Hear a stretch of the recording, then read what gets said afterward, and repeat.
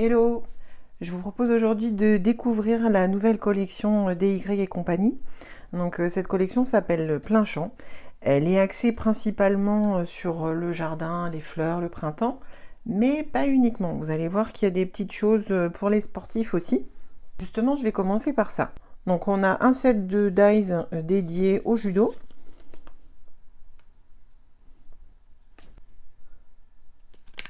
Voilà, avec ce set de dies, vous avez également le set de tampons qui lui correspond. Il y a pas mal de détails. Ce que j'aime particulièrement, c'est les petits symboles accompagnés de leur signification. Voilà ce que ça donne au niveau des découpes. Donc on a des choses assez fines. Alors, médaille avec le kimono, je crois que c'est une de mes préférées. Je la trouve vraiment superbe. Le petit détail avec le tour, ça on met juste un papier uni derrière et c'est bon, hein. Il y a également la ceinture. Et j'aime le judo. Hop, voilà. Je peux m'amuser aussi à reconstituer le mini kimono. C'est les chutes de cette découpe-là. Bon, ces sets-là, c'est plutôt orienté arts martiaux et judo en particulier. Ensuite, nous avons un set dédié à l'escalade. Donc avec le mousqueton, le piolet, la corde et le sac à dos. On a également un set de tampons qui est entièrement dédié au thème. Donc là, les fans d'escalade vont s'y retrouver. Les fans de montagne. Donc voilà les découpes type escalade. Alors, finalement, je me dis que le sac à dos, il peut servir pour plein d'occasions. Ça peut être aussi utilisé sur des cartes masculines. La corde, en rigolant, je me suis dit, j'ai fait une partie de Cluedo il n'y a pas longtemps, je pourrais m'en servir si je la scrapais. Voilà, donc il y a toujours moyen de détourner les sets. Alors ensuite, on va au jardin. Là, on a un premier set donc, que j'ai déjà bien utilisé, hein, qui contient donc 4 découpes avec la forme de l'arrosoir, les bottes, le petit panneau de jardin et la pelle. Vous avez pas mal de détails sur cela, hein. Je ne sais pas si vous voyez l'arrosoir, comment il est détaillé. Ça, c'est parfait pour utiliser sur des pages jardin, mais même sur des cartes à offrir, on met quelques fleurs colorisées dessus. C'est pareil pour les bottes. Ça peut servir pour plein de choses différentes. La pelle également et le petit panneau, je pense que je vais l'utiliser très souvent. Vous les avez découverts lors de la précédente collection, les die pant cœur. Et maintenant, voici les die pant jardin. Enfin, donc c'est le même principe. Ce sont des matrices de découpe qu'on va placer en pente pour pouvoir faire une carte en cascade ou plein d'autres choses, hein. Assez modulable, ça permet de faire des pentes. Vous avez un tout petit mode d'emploi ici, mais je vais vous remontrer le résultat. Alors, première chose, vous pouvez les découper droit et ça vous fait une déco de ce style-là. Donc pareil pour la petite barrière. Ça peut servir également d'embellissement si je le découpe sur une toute petite bande. Et ça, c'est les éléments qu'on retrouve à côté. Donc on a une chenille, une petite bête. Des oiseaux. Ouais, il y a une toute petite libellule aussi. C'est très facile à faire, mais si vous voulez un tuto bien détaillé, reportez-vous à la vidéo précédente qui explique comment utiliser les die pant cœur. C'est le même principe. Et donc vous aurez un tuto complet avec les dimensions, comment les disposer. Voilà, mais le principe, voilà ce que ça donne, hein, c'est que vous le mettez en biais sur une feuille de papier, vous le passez dans votre machine de découpe et vous allez obtenir ce type de résultat. Voilà, là il y aura juste à finir la découpe à cet endroit-là pour séparer les différentes parties. Donc ça se fait au cutter très simplement. Hop.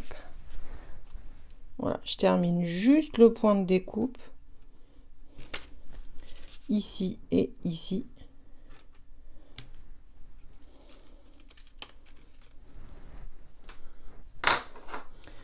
Voilà. Ensuite, on marque un pli, par exemple tous les 7 cm. Et quand je replie, j'ai ma carte en cascade. Il ne reste plus qu'à décorer. On peut faire d'autres choses avec. On peut faire par exemple des Polaroids. Ça, ce sera l'objet d'une prochaine vidéo. Donc on peut l'intégrer dans un cadre Polaroid. Donc ça, pour le Project Life, ça peut être intéressant d'intégrer ce genre de création. On peut aussi récupérer juste les éléments qui dépassent, les couper et s'en servir comme embellissement. Donc là, on est vraiment dans les fleurs, le printemps, le jardin. Les dessins d'origine sont réalisés par Christelle Hermès, qui est membre de la Design Team, et qui nous a fait plein de croquis. Et comme on n'arrivait pas à choisir, on a fait plusieurs planches. Voilà, on en a une qui est vraiment orientée printemps. On retrouve un peu de tout, les fleurs de cerisier, les petites tulipes, les crocus, les narcisses, enfin il y a un peu de tout. Voilà, celle-ci c'est orientée fleurs des champs. Et la dernière planche, c'est plutôt orienté jardin. Donc j'ai quand même une fleur. Alors, ce qui est intéressant dans celui-là, c'est que j'ai une tige, des feuilles, donc je vais pouvoir composer mon tournesol. Du coup, cette tige-là et ces feuilles-là, je vais pouvoir les utiliser séparément pour les associer avec d'autres fleurs. Voilà. Sur Fleurs des Champs, vous allez trouver des petits éléments qui vont servir de fioriture. Ici, vous voyez, là, il y a les gouttes d'eau, il y a les traits, il y en a un petit peu partout. Donc voilà quelques exemples de fleurs qui ont été tamponnées, d'autres colorisées. Vous voyez un petit peu les détails qu'il est possible d'obtenir. Et il y a vraiment toutes les tailles de fleurs, c'est-à-dire que sur une même planche, vous avez des grandes, des moyennes, des toutes petites. Petites feuilles également. Et pour accompagner tout ça, nous avons deux nouveaux silkscreens. Donc il y en a un, c'est Tournesol. Et le deuxième, c'est Osier. Si vous êtes déjà fan des silkscreens, vous avez remarqué qu'ils ont changé de couleur. Les précédents, donc les collections précédentes, ils étaient bleus. Alors c'est toujours de la matière micro-tissée. Voilà, donc non seulement maintenant ils sont blancs, mais il y a deux faces distinctes. Donc il y a une face qui est beaucoup plus lisse que l'autre. Vous remarquerez qu'elle est légèrement brillante. Si je vous le fais de l'autre côté, c'est pas brillant du tout. Et c'est un tout petit peu plus rugueux. Donc la face qui est lisse, il faudra la mettre contre votre papier. Ça va avoir un effet un petit peu antidérapant, donc ce sera plus pratique et plus facile de les maintenir pendant que vous appliquez la matière. Il y aura une vidéo sur l'utilisation de ces nouveaux silkscreens. Hein. L'ADT vous montrera comment les utiliser. Voilà ce que ça donne en rendu pour les tournesols. Donc là, ça a été fait sur une couverture de carnet en craft, hein, avec de la peinture acrylique, tout simplement. Je ne sais pas si vous arrivez à voir le détail. Avec évidemment les tampons de la nouvelle collection.